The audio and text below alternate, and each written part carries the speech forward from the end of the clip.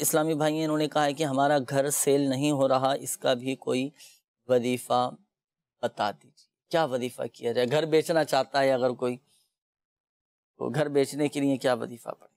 100 مرتبہ یا سمیع 100 مرتبہ پڑھ کر اول آخر درود پاک پڑھ لیجئے اور اللہ تبارک و تعالی کی بارگاہ میں دعا کیجئے۔ انشاءاللہ عز و جل اس روحانی علاج کی برکت سے آپ گھر بیچنا چاہ رہے ہیں یا خریدنا چاہ رہے ہیں تو انشاءاللہ عز و جل اس روحانی علاج کی برکت سے آپ کا گھر بک جائے گا۔ اگر لینا چاہ رہے ہیں تو انشاءاللہ اچھا گھر مل جائے گا اللہ کے کرم سے انشاءاللہ۔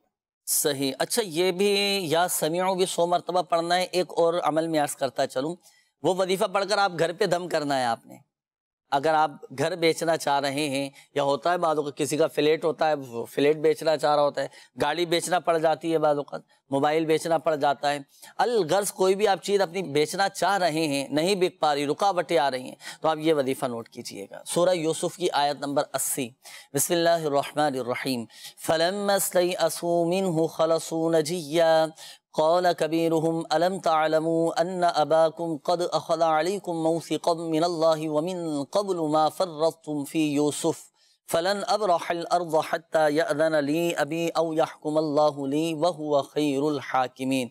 یہ پارہ 13 سورہ یوسف کی آیت نمبر 80، یہ پڑھ کر آپ اپنی چیز پر دم کر دیں۔ اب جیسے آپ گھر بیچنا چاہ رہے ہیں تو یہی آیت پڑھ کر آپ اپنے گھر پر دم کر دیں۔ گھر کا جو فرنٹ سائٹ ہے، مین گیٹ ہے، تو وہاں پر آپ پڑھ کر دم کر دیں، انشاءاللہ عز و جل گھر بک جائے گا۔ اچھا اس کا ایک تعویذ بھی ہوتا ہے جو آپ روحانی علاج کے بستوں سے حاصل کر سکتے ہیں۔